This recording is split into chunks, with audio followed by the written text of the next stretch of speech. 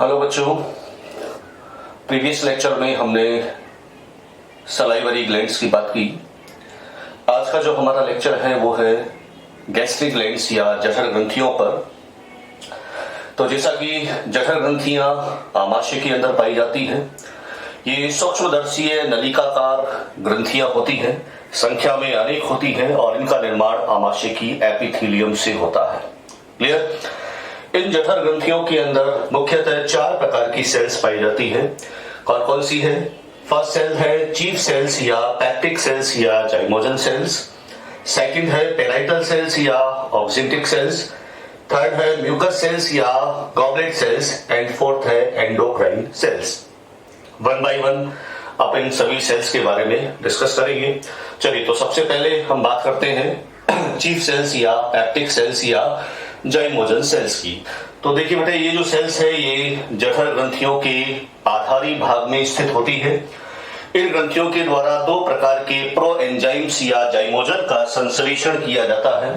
कौन कौन से 2 प्रो एंजाइम या जाइमोजन ये सेल्स बनाती है? देखिए, फर्स्ट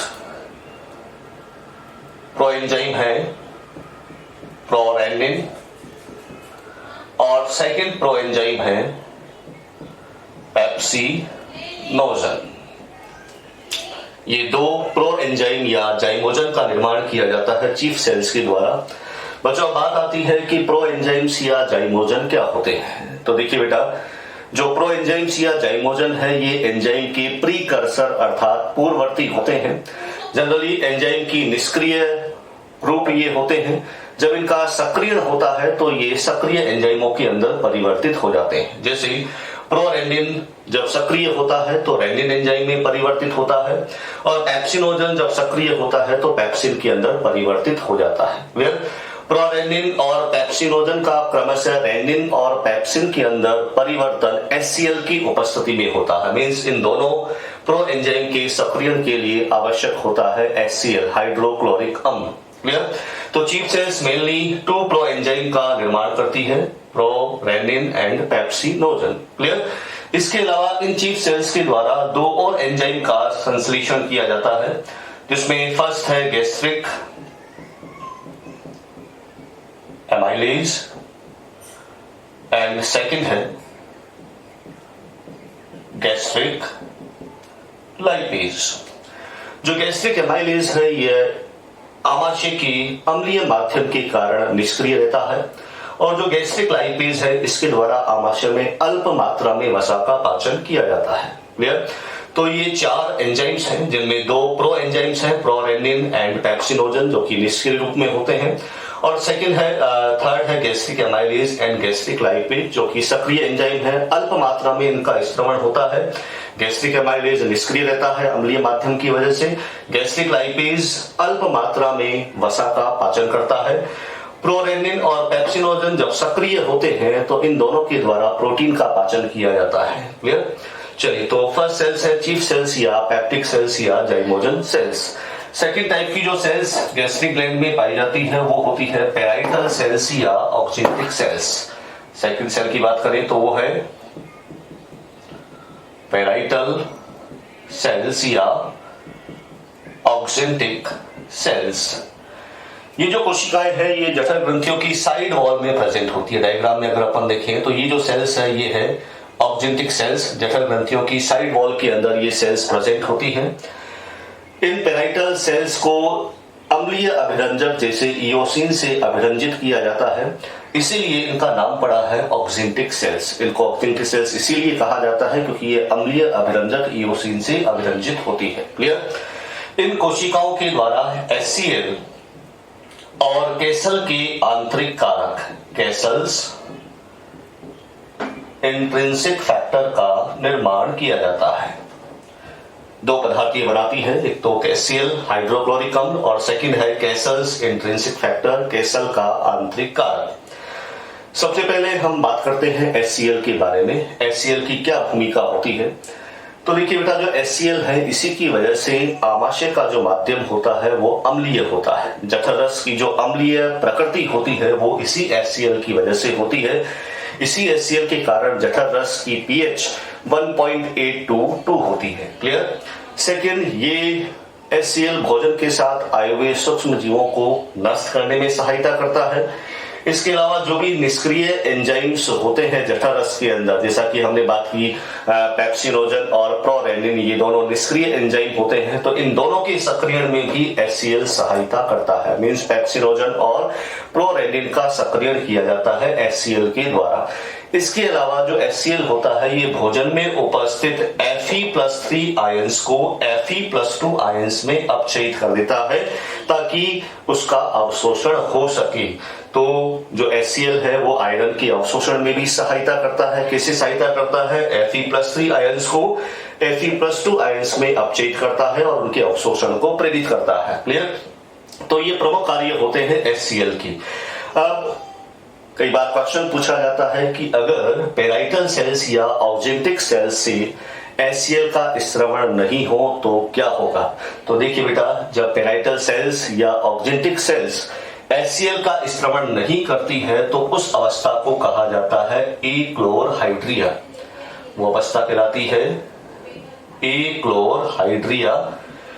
और इस एक्लोरहाइड्रिया की वजह से आयरन का अवशोषण नहीं हो पाता है, शरीर में आयरन की कमी हो जाती है और उसकी वजह से हो जाता है माइक्रोसाइटिक एनीमिया।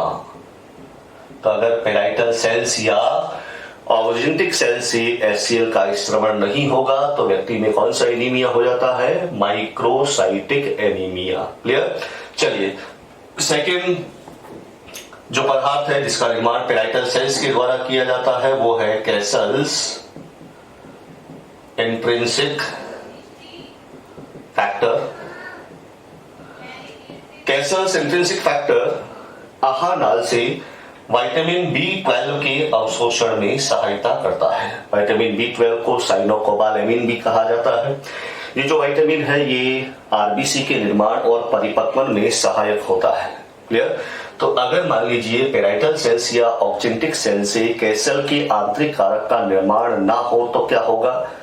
तो शरीर में विटामिन B12 का अवशोषण नहीं हो पाएगा, विटामिन B12 की कमी हो जाएगी और उसकी वजह से आरबीसी का निर्माण और परिपक्वन प्रभावित होगा, जिससे व्यक्ति के अंदर एक विशेष प्रकार का एनीमिया हो जाता है। उस एनीमिया को कहा जाता है पर्नीशियस एनीमिया। तो कैसल के आंतरिक कारक का निर्माण नहीं होने के कारण जो एनीमिया होता है वो होता है पर्नीशियस एनीमिया। तो 2 टाइप के एनीमिया की हमने यहाँ पर बात की है। एक है माइक्रोसाइटिक एनीमिया जो कि HCl का स्रवण नहीं होने की वजह से होता है, और दूसरा है पर्नीशियस एनीमिया जो कि कैसल के आंतरिक कारक का निर्माण नहीं होने के कारण होता है। क्लियर। तो ध्यान रखेंगे, दोनों ही इंपॉर्टेंट है एग्जाम के पॉइंट ऑफ व्यू से। चलिए, इसके बाद में नेक्स्ट जो सेल्स आती है वो आती है गॉबलेट सेल्स या म्यूकस सेल्स।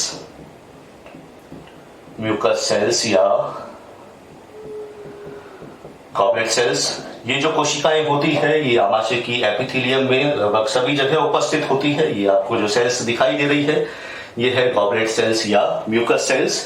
इन कोशिकाओं के द्वारा म्यूकस का स्रवण किया जाता है और जो म्यूकस होता है ये आमाशय की आंतरिक दीवार के चारों ओर एक लाइनिंग या एक परत बना देता है और आमाशय की दीवार को HCl के संपर्क में आने से रोकता है, क्योंकि अगर HCl डायरेक्ट आमाशय की दीवार के कांटेक्ट में आ जाता है तो उसकी वजह से आमाशय के अंदर घाव या अल्सर होने की संभावना रहती है। तो म्यूकस का कार्य क्या होता है? ये HCl को आमाशय की आंतरिक दीवार के संपर्क में आने से रोकता है। क्लियर। चलिए, सेकंड नेक्स्ट जो सेल्स है वो है एंडोक्राइन सेल्स। जो एंडोक्राइन सेल्स होती है ये भी जठर ग्रंथियों के आधारी भाग में पाई जाती है और 2 प्रकार की एंडोक्राइन सेल्स जठर ग्रंथियों में होती है। एंडोक्राइन सेल्स इनको इसलिए कहा गया है क्योंकि ये सेल्स कुछ हार्मोन सदृश पदार्थ का स्रवण करती है। ये एंडोक्राइन सेल्स 2 टाइप की होती है। कौन कौन सी 2 टाइप की है endocrine cells? Endocrine cells 2 type की है, जिसमें फर्स्ट है जी सेल्स एंड सेकंड है अर्जेंटा फिन सेल्स। डायग्राम के अंदर अगर आप देखें तो जठर ग्रंथियों के बिल्कुल आधारी भाग में दो कोशिकाएं पाई जाती है, जी सेल्स एंड अर्जेंटाफिन सेल्स। तो जो जी सेल्स है इनके द्वारा एक हार्मोन का स्त्रवण किया जाता है और वो हार्मोन है गैस्ट्रीन। कौन सा हार्मोन है?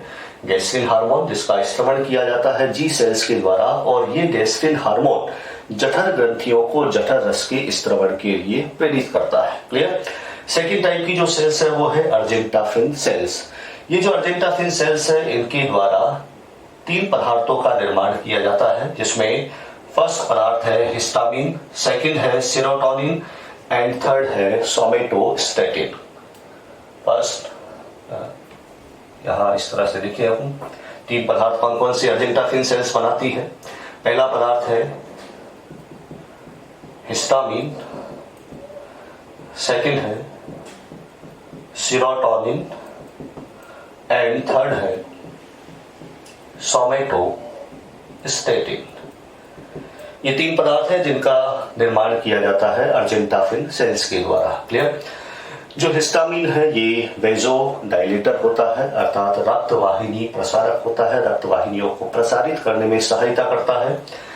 सेरोटोनिन ये वेजो कॉन्स्ट्रिक्टर होता है, अर्थात रक्त वाहिनी संकुचक होता है, रक्त वाहिनियों को संकुचित करता है। और सोमेटोस्टेटिन ये एक संदमकीय प्रकृति का हार्मोन होता है जो आहार नाल से पाचक रसों के स्त्रवण को रोकता है। तो ये तीनों पदार्थ बनाए जाते हैं अर्जेंटाफिन सेल्स के द्वारा। क्लियर? तो इस तरह से जठर ग्रंथियों के अंदर मेनली 4 टाइप की सेल्स हमने देखी है। इसमें चीफ सेल्स की बात हमने की, जो कि मेनली पैप्सिनोजन और प्रोरेनिन का निर्माण करती है। सेकंड हमने पेराइटल सेल्स या ऑक्सिंटिक सेल्स की बात की, जो कि एचसीएल और कैसल के आंतरिक कारक का निर्माण करती है। थर्ड हमने गॉबलेट सेल्स या म्यूकस सेल्स की बात की, जो म्यूकस का स्त्रवण करती है। और फोर्थ हमने एंडोक्राइन सेल्स की बात की, जिसके अंदर जी सेल्स गैस्ट्रिन हार्मोन का स्त्रवण करती है और argentaffin cells histamine, serotonin and somatostatin का स्त्रवण करती है। क्लियर? चलिए अब देखिए, जो जठर ग्रंथियों के द्वारा स्त्रावित द्रव होता है उस द्रव को कहा जाता है गैस्ट्रिक जूस या जठर रस। जठर ग्रंथियों के द्वारा स्त्रावित द्रव कहलाता है गैस्ट्रिक जूस या जठर रस, जो कि अम्लीय प्रकृति का द्रव होता है और इसकी जो पीएच होती है वो अम्लीय होती है 1.82 पीएच होती है जठर रस की। अगर हम बात करें इन्फेंट के जठर रस की, इन्फेंट के जठर रस की पीएच वयस्क व्यक्ति की तुलना में काफी अधिक होती है। इन्फेंट के जठर रस की पीएच जनरली 5 होती है। क्लियर? तो वयस्क व्यक्ति में जठर रस की जो पीएच होती है वो 1.82 होती है, मतलब अम्लीय होती है। जठर रस का संगठन अगर हम देखें, जठर रस में क्या क्या चीजें पाई जाती है, तो जैसा कि हमने बात की जठर रस के अंदर तो पैप्सिनोजन होता है, पैप्सिनोजन, प्रोरेनिन होता है, क्लियर? म्यूकस होता है, gastric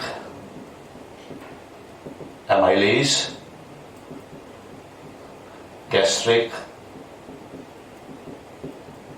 lipase, HCl and Cassell's intrinsic factor।